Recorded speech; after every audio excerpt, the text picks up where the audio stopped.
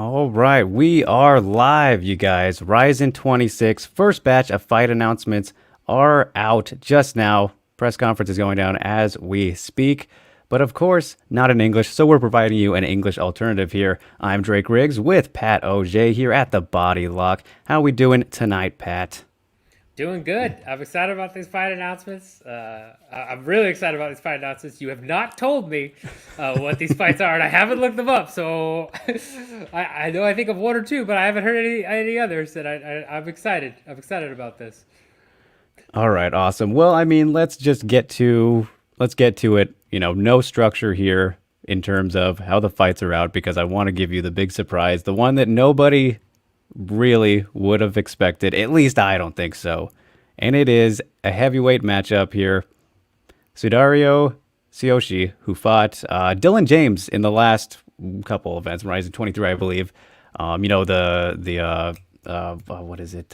Sumo guy making his debut.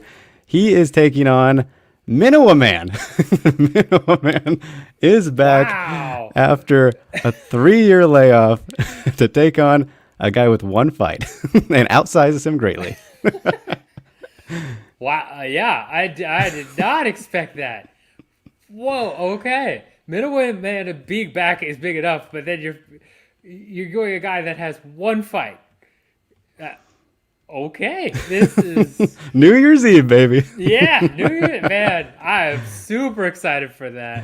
Oh man, what can I say? I'm super. I'm super happy that you kept this from me. This is course. incredible. Your thoughts initially on how this fight will go, because I immediately have my mind is all over the place at this point. Yeah, man. I mean, this is a classic Minowa Man fight, right? We've seen against an opponent who greatly outsizes him, and I mean, he beats everybody in the experience category, as is. We're bringing it back to do that again. We remember the Hongman Choi fight, and several others that he's had. This is the next best thing in 2020 that we're getting here with Sudario, this former sumo wrestler. Yeah, it can be typical fun that this has potential to be with Minowa Man. I expect Minowa Man to win despite the layoff, just because he's got over 100 fights, and Sudario only has one in MMA, and he took on a guy who literally didn't train whatsoever for his MMA debut. So this has the perfect story of freak showness and all that. So what a way to close the year. Yeah, no, I mean, I'm leaning Minowa Man to it as well. I don't know enough about Sudario's sumo background that maybe he's got some skills that I'm overlooking.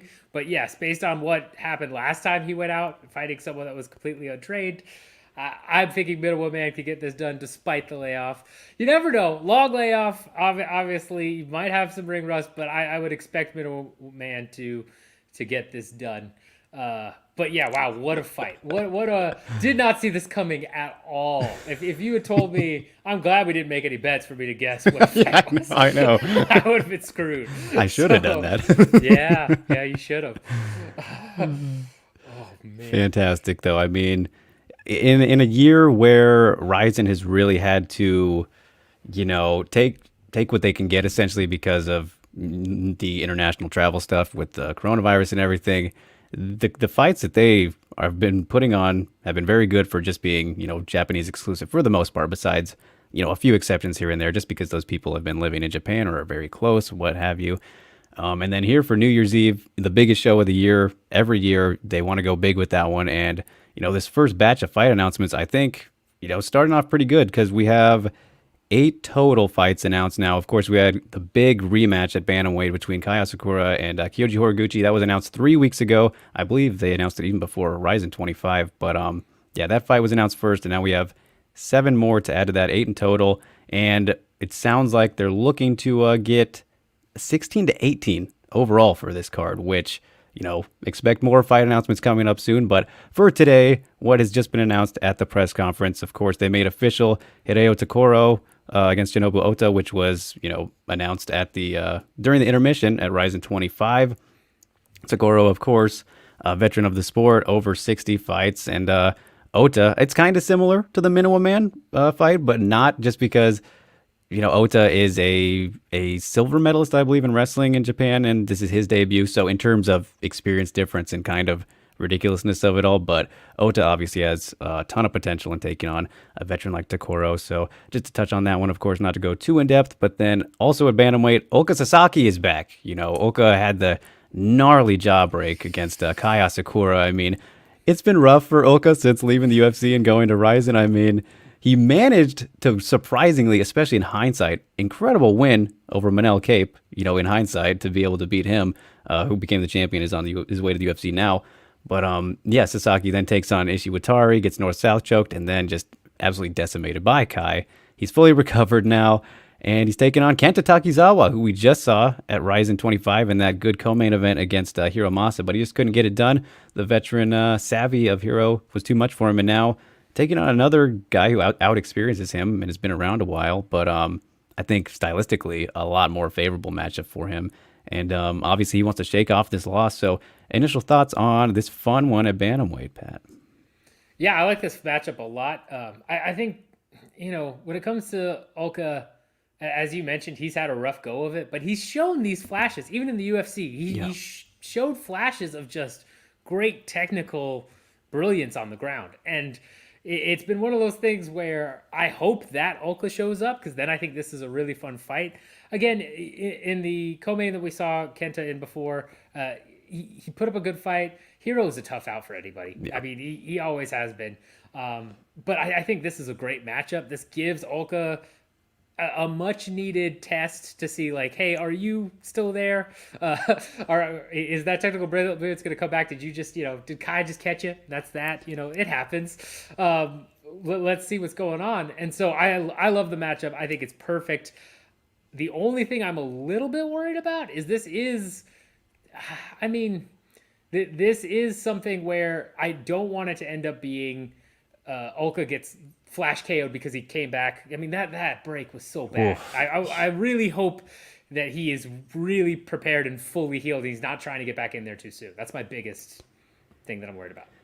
Yeah, I don't think it's too soon at all. I mean, that was October 2019. So, I mean, some good time to heal that. But yeah, it's a good litmus test for him coming back, taking on somebody who was, we talked about Kenta, if you beat Hero, was probably a fight at least away from a title shot. So, of course, he takes a step down now after the loss, but still a good spot if Olka can beat him and take out Kenta.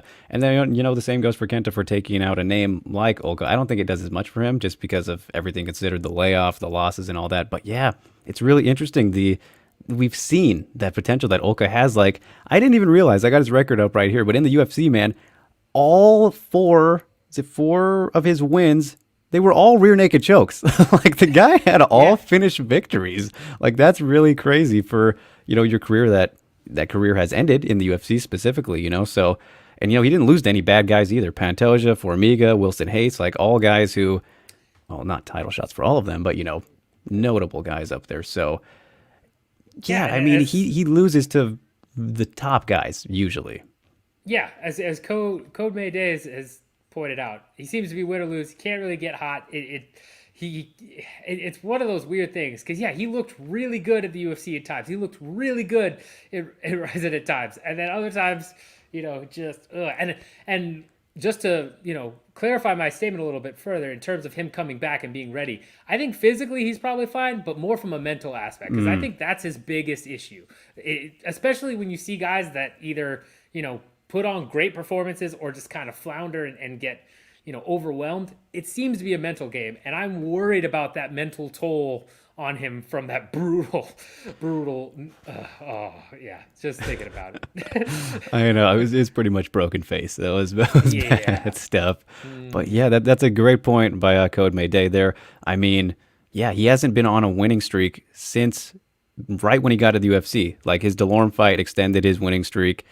Very lengthy there at the time, but then lost his first one to Leandro Issa in the UFC and just has not put back-to-back wins together since then. So, yeah, but he's only been losing into guys that it makes sense for him to lose to. So, I would say this is a matchup where he should beat Kenta, just for where they are at this point in their career. So, but then the layoff and everything, that's a fantastic point that you make. So that makes this one a lot more interesting than it would be had it happened before he fought Kai, right? Because at that point we'd probably be like, okay, Olga should pretty comfortably be the favorite. So Yeah, agreed. I think if this fight happens before he fights Kai, I'm favoring him heavily, and I'm expecting him to go out there and do his thing. But now, yeah, it does add a wrinkle in terms of this matchup. I still favor him, but much less so than I would have before he fought Kai. yep. Yep, definitely agree there. And I forgot to mention as well that for the Minoa man fight, no elbows allowed in that one, which that's no fun. But I mean, is what it is. They both have to agree on it. Pat's upset. Deflated me there. Yeah, I know. And just for those watching, I asked because I didn't know what that fight was, and I was trying to fish a little bit for details. But I asked, should this be a main event? Could it replace a main event? And Drake was like, no, it's not going to be a main event. I firmly believe this should be the main event. I love this fight. I want it to be the main event. So that would be no quite elbows. 2020. It would be very 2020. And no elbows. I mean, man, that, why, RIZIN? Why do you do this? Oh, sorry, I bet that was Sudario's call. I bet he didn't want to play around with that. Probably not. Second MMA fight. Yeah, all right. I'm taking on this guy who I know has a knack for these kind of fights. Sure, I'll try it out, but I'm still going to make my own rules. So, yeah, that is good fun there. And we will move on, of course, we got a catchweight bout at 149. So featherweights, Kyoji Horiguchi, who just fought at RIZIN 25. I mean, he's been very active this year, 3 fights already. This will be his 4th. 22-second knockout, the highlight finish of RIZIN 25 as he finished it off with a stomp to the back of the dome. I mean, gnarly stuff.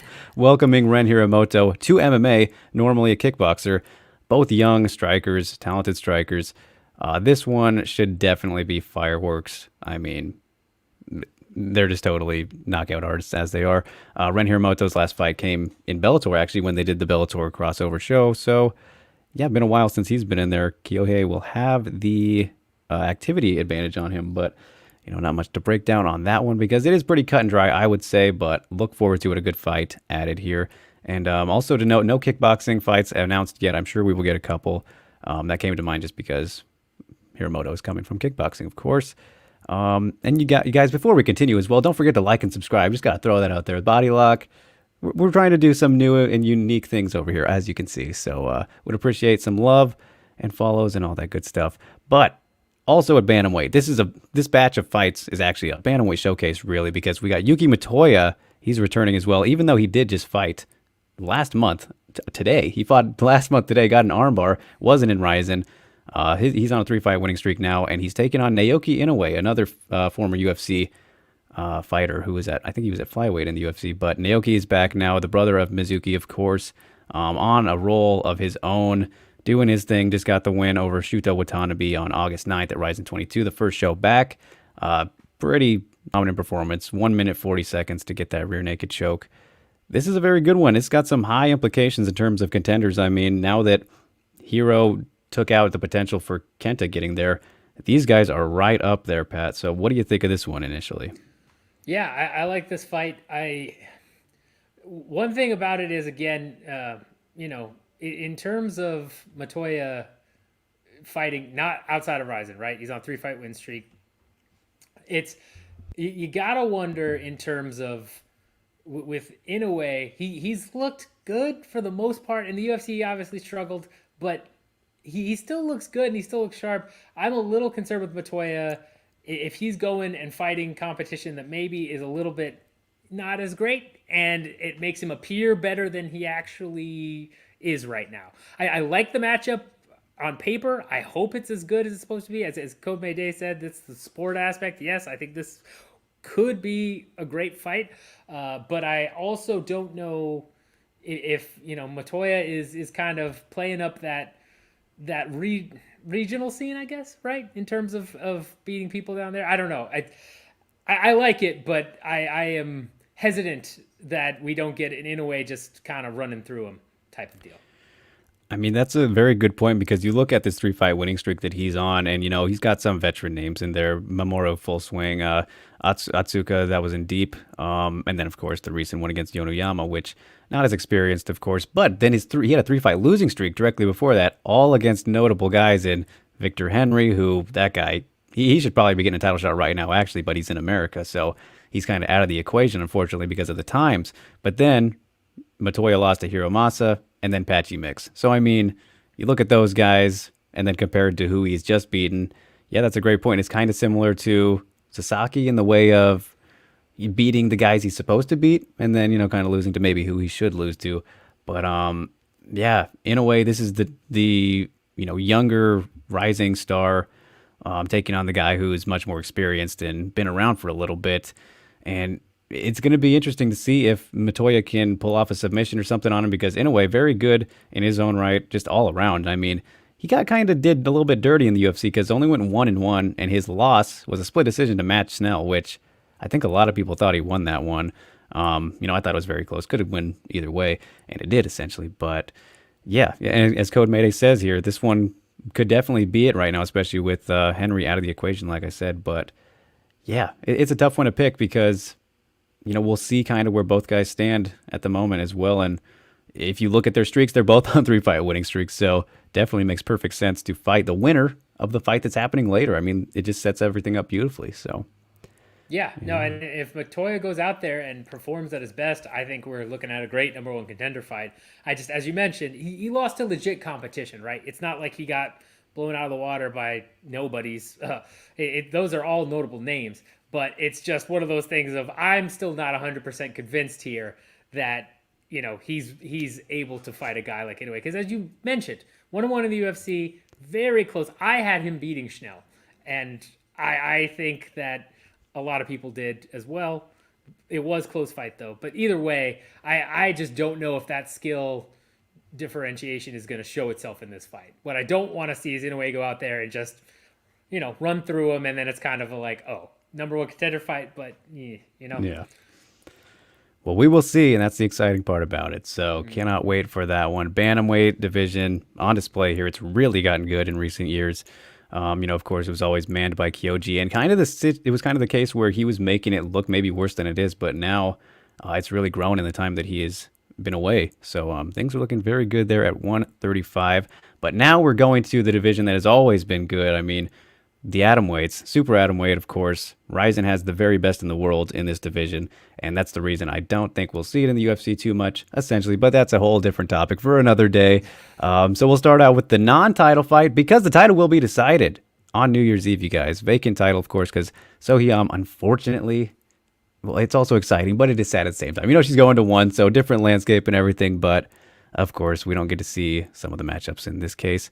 So yes, Kai Asakura is taking on Ai Shimizu in the first of the two atomweight fights that was announced. Kana, of course, superstar over there, 23, I think, and she's already had 21 fights, 17-4, taking on Shimizu, who a very good rising prospect in her own right, 5-0. This totally the winner of this fight has to get the title shot next. So it's like we kind of have a mini tournament here between these two divisions. Now that I'm, speaking it out, it's a little bit of we have unofficial tournaments because nothing else makes sense. Unfortunately, this fight also has no elbows. That absolutely has to be Shimizu's call because Kana is nasty on the ground, as we saw in her last fight against Mizuki Furuse, who she absolutely bullied RIZIN 23. It was kind of sad to see, honestly. So Kana is absolute, just a kind of a prodigy, and we'll see if she can get it done here. But if Shimizu wins, massive win for her. But she's the underdog in my books easily.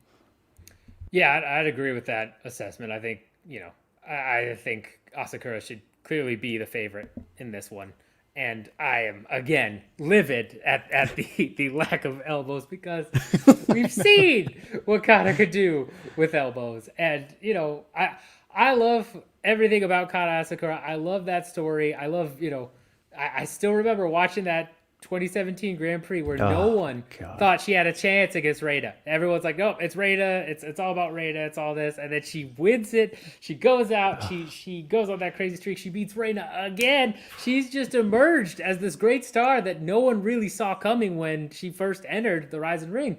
I am beyond pissed that there are no elbows in this fight. Why are you just ruining these things? I mean, it's all right. It'll still be a good fight. I'm sure it'll be a very good fight. I agree that this has got to be a number one contender match. I'm gonna, despite the lack of elbows that I know Asakura could utilize, I'm still gonna go with her as the heavy favorite. But man, just. Oh, I don't know. I'm really happy that you did bring up, kind of her story and rise to fame because, dude, I'm telling you that the first Rana fight is one of the most underappreciated moments, I think, in MMA history because, yeah, everybody was all on the Rana hype train for good reason, for very good reason. Rana was killing it in her jump to MMA at the time, and then Kana goes out there, chokes her completely unconscious in the first round. Just the energy, you can feel it coming out of the video. If you guys haven't seen that, go watch it. That fight is still up on YouTube. I'm pretty sure RIZIN's channel. Either way, look up the first fight. It's just such a crazy moment. Everybody's freaking out like, no way this happened. I would love to know what the odds were on that fight. But man, just a great moment. And then the rematch was very fun as well. Just very intense the whole time. A better fight, a longer fight, went the distance. But yeah, Kana has really come into her own very early on, which is scary because she could end up, I mean, she has the potential to go down as potentially the greatest atomweight of all time with this pace she's putting on. And the division, has had a small history still.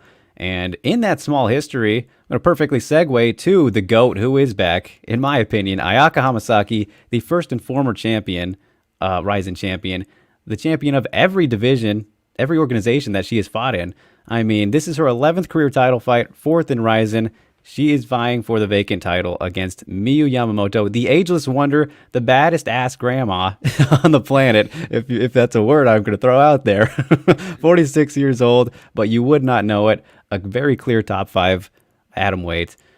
This fight is the freshest matchup that they could have made in terms of the title fight now that Ham is gone.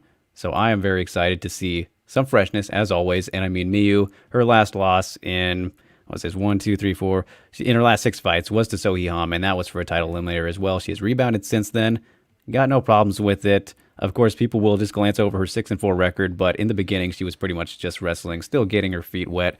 And then since then, like I said, 5-1 in her last 6. So this is fine. I could see the argument for Kana getting it over her, but Kana lost to both of them actually in her most recent losses. So this is totally fine. Very intriguing matchup, all things considered. Ayaka looking better than ever despite getting older, 38. And, arguably, I think could have beat Sohee in that amazing trilogy bout they had last New Year's Eve. So very excited for this one. How do you feel about it, Pat? Yeah, I love this fight. Yamamoto just continues to defy time. Right, it's nuts to think about that. We've done a lot of videos and we've talked about Anderson Silva and where he might end up going and all of that. And Yamamoto is older than Anderson Silva and is out there looking better. She's continually improving. She's not on the decline. It's nuts. And as you mentioned, both of these girls' last losses were to Ham, right? So I mean, this makes the perfect sense. I love this fight. I'm hoping it's going to deliver in every single way. On paper, it seems like it will, and it's one of those few fights I would say that I can't imagine it being that far off of what we're looking at on paper, right? Sometimes you look at something and you say, oh, this is going to be an amazing fight, and then, it turns into, not quite what we expected or some hesitancy or, there's a flash knockout, which is great, but it's not that back and forth, real fight we're looking for. I think this is going to deliver exactly what it says it's going to, and that's super exciting. I love this fight. Yeah, I mean, Miyu is probably the greatest old fighter of all time. I mean, she's the best, one of those elite, out of the few elite old fighters. Like, there's Yoel, obviously, and Miyu, and I mean, Glover's 40 now. That's like about it. And she's probably the highest ranked one. Of course, take the divisions into consideration, but her and Glover are doing the best right now. I think there's no denying that. And I mean, you want to talk about stories. We're talking about Kana just now, but the story of Miyu becoming champion, possibly, is that's a hell of a story. Age considered, family background considered. I mean, just her overall athletic career considered. I mean, how few fights she's had. You look at all of that. And if she would have beat Sohee in that fight that they did have, this would have been the fight we would have got with Ayaka as a champion still. So happy that we are getting to see it now with the title on the line. But dude, if Miyu pulls this off, I think the story would have been better, of course, if she would have beat Ham. That would have made it a lot better. But still, if she can pull it off here, I mean, where does that story rank among some of like the best feel good moments in MMA history? Think about like Kid Yamamoto. This is the brother of Kid's the brother of Miyu, of course. If you guys don't know the story there, but like a lot of emotion possibly will be on display in this fight. Yeah, no, especially with Kid Yamamoto's passing fairly recently, right? Like we're not talking decades ago. Yeah. I mean, it's and everything that happened with that, and what Kid Yamamoto meant to the sport as well, and that family means to the sport. For her to go out there and win the belt would be such a feel good story, especially at her age and improving the way she has. It would just be line up pretty much everything you could look for in a feel good MMA story. I would expect a doc about it. If I didn't get a documentary about that, I would be furious. I would. I mean, it's one of those things where I don't. Again, Hamasaki is no easy out, even though it's not Ham. It's not like this is a toss up for Yamamoto. This is a legit fight. So I think it still means the world if she's able to pull this off. If Yamamoto wins, I think it still has every bit of relevance as if she beat Ham. Again, Ham would have been better in many aspects, but still, I don't think it detracts from that story or anything of that nature. I mean, you could argue even that it might add to it, having to, she suffered that loss. It was a pretty one-sided loss because Ham's incredible in her own right. But, I mean, to battle back from that and then take out, between the atomweights best of all time, it's Hamasaki and Ham. There's really no denying that whatsoever. I mean, of course, you can throw Fuji in there, but she never stuck to one really steady division, more strawweight. But yeah, just that she literally has to get over the tallest tasks possible, to make this dream come true. And I mean, in the short amount of time she has, and with, you would think limited time left. I mean, at this rate, she could probably fight into her 50s and be just fine. So, I mean, it's insane what she's been able to do in this short amount of time. And I'm very excited for it. It's going to be a moment. Hamasaki is just I can't not favor her because of how good she's still looking, but it's hard not to root for Miyu a little bit just because of that story. So it's going to be interesting to see how it plays out. And, if you look at Hamasaki's losses, let's forget about the Ham one for a minute, but the other ones were at strawweight. She's only lost one time below 115 pounds, right? So, and those were the bigger opponents, obviously. So it's tough to beat Hamasaki. It's very tough. It's extremely tough to beat Hamasaki. I feel like the only taller mountain that Yamamoto could climb outside of Yamasaki is Ham. Again, if she got a rematch with Ham and got that shot. Yep. Otherwise, you could throw in, I suppose, the tallest mountain of all, which is Minnow Man. But I mean, this is a great fight. I love this matchup. I think it's if it's not co-main, then I'm going to be. Or if it's not co-main, or if they say anything about elbows, I swear to God. Oh, we got elbows in this one, baby. Okay, we got good. elbows in this one. That better not change. That's all I'm saying. Yeah. So just for the elbows, only 2 fights. That there will not be elbows, unfortunately. The Minnow Man one, taking some fun out of that one, and then the Asakura and Shimizu one, you guys, for the reminder there. But, and I mean, just to speak of, you said potentially co-main event, I will tell you guys right now, just, scooping, potentially a third one, could be on the way, but we will see. Little bit of variables up in the air there. So, yeah, that was the first batch of, announcements for RIZIN 26. Surely going to get more as there will be more fights added. So another press conference coming in a couple weeks, I imagine. But before we close out here, Pat, don't forget to like and subscribe, you guys. But also, what are some other fights you might want to see added, Pat, before we go? Ooh, that's really tough. I know, tough question. Yeah, that's very tough. And shout out to Code May Day for the questions. Loving that in the comments as well. Really appreciate that. Love what you're saying. Information that's new to me. In terms of who was it that left Crazy B? Let me look through this real quick. A couple people have been leaving. Let me find it. My computer is glitching, but I know you mentioned somebody leaving crazy me, and it was great. I will figure that. I appreciate that. But yeah, if you have any other last minute questions, get in there. Get in there. Let us know as we wrap this up. Matchups I want to see. This is tough because Or maybe fighters. Let's make it easier. fighters. Okay, you might want to see fight. Fighters. There are a couple. So there are a couple that I know I want to see that no one else wants to see, but I just love watching fight. Bob Sapp being one. Would love to see Bob Sapp. He's got business with John Nutt to take care of. Yeah, he does have business with John Nutt. That's a very good point. I would love to see John Nutt versus Bob Sapp. And There it is. I feel like that makes sense. No, I mean, it's, I know we touched on kickboxing a little bit, and they haven't been announced yet, but of course, tension. I don't care who he's fighting. Mm-hmm. I'm sure he would probably crush him, but I would love to see that. I would love to see, and I am blanking right now on the names, I would love to see the guy that was fighting last, that fought on the last card that was just using his legs. Oh, Ibata, yeah. Ibata, yes, there we go. Yeah, I would love to see Ibata back. I've bounced back, get another opponent in there. I'd love to see that again because that was such a sight. That had the crowd going. And in terms of some other bouts, it's hard because of, again, the restrictions, right? Yeah. And what we're looking at. And so anytime I keep thinking of a bout, it's like, oh, nope, can't because of restriction, or, oh, that doesn't make much sense. Yep.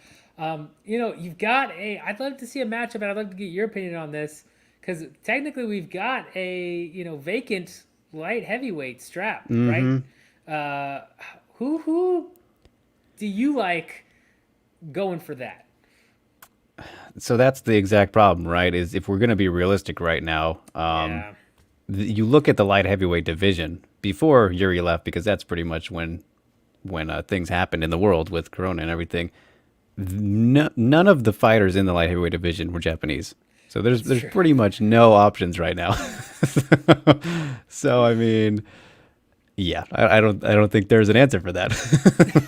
Just to be blunt about it. Is there any up and coming Japanese fighters that we could see stepping in for a vacant belt that would make sense, or even just showcasing the light heavyweight division? Because I think that is a very good point. Is that is a division where we don't see a lot of Japanese fighters in RIZIN, and I would love to see more light heavyweights.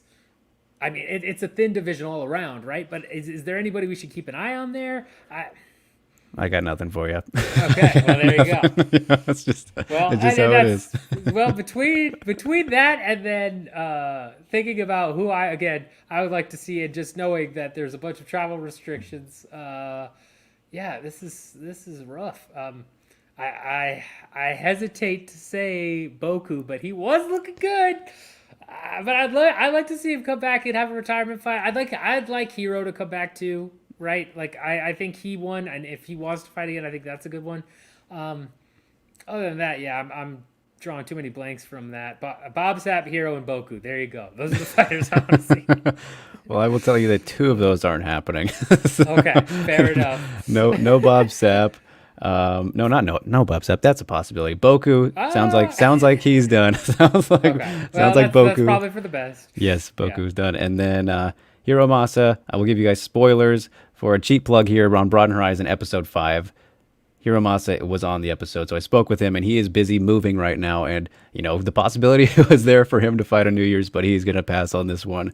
So there will be no Hiro Masa at New Year's Eve, but of course, stay tuned for Broaden Horizon episode 5 dropping on Sunday, you guys. And yeah, I mean, just for fighters I might want to see, Tension is obviously a very easy choice to make there. It seems like, why not try and get him on the New Year's Eve show if you can get him?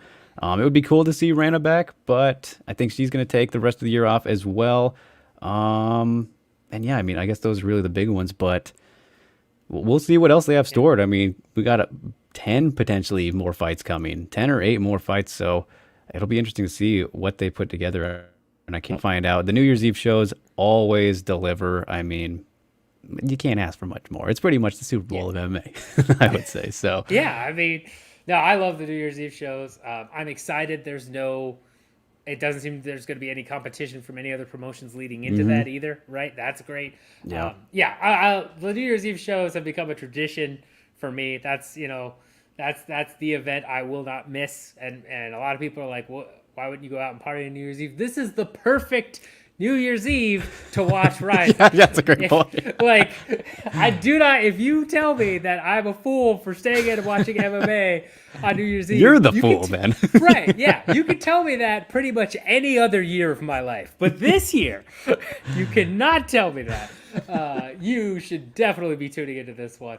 Another one that I just thought of, you brought up Rada, and again, she's obviously, it doesn't look like she's going to make it. We'll see. But I would like to see, I have a special place in my heart for King Rada. Okay. I like everything she's doing with the gimmick. I like, I like that. I'd like to see her back as well. I think that's more of a possibility. We'll see. Yeah. But either way, I mean, if you're not watching this New Year's Eve card, what are you doing, right? Yeah, and I mean, especially because Pat is forgetting the fact that it's not New Year's Eve for us in the West, so so there's that. Well, I know, but I do know that. But you're usually so tired that you don't want to go out the next. Fair enough. Fair enough. Yeah, just exposed to my old manness. Yep, I got you. No, it is a day before, but guess what? I get very sleepy because I've been up all night, and then I don't want to go party on New Year's Eve. And either way, you still should be. Whatever, you know what I'm saying. So it should set you up for the next night, but that's a different thing. So we will get out of here, you guys. I think this was a fun little show to do, and I mean, expect us back for, of course, RIZIN 26. How could you miss it? We'll do another intermission show for that one, I am sure. I don't want to put anything concrete right here, otherwise I could get in trouble, but I'm down for that. And if you guys would like to see it too, of course, like, comment, subscribe. Let us know everything. If you enjoyed the show and everything right now, and if you're excited, what fight are you most excited for out of these fights that were just announced? And yeah, I think that should about do it, you guys. So yeah, and anything left to say, Pat? Oh, just my last thing is that if it's not Minnow Man, then we have a huge problem. That's a good point. And yeah, I will be in the comments. Getting. We need a poll. We need a poll attached. Yeah, we need a poll, and we need because why. And I actually, that's hard to say because the atom weight title fight is amazing, and it's hard to not love that. But still, it is close, and you should favor. If you're not, then what are we doing here? So we will leave it on that note. Yeah. Like and subscribe. Watch video. There you go. That's it. T-shirt.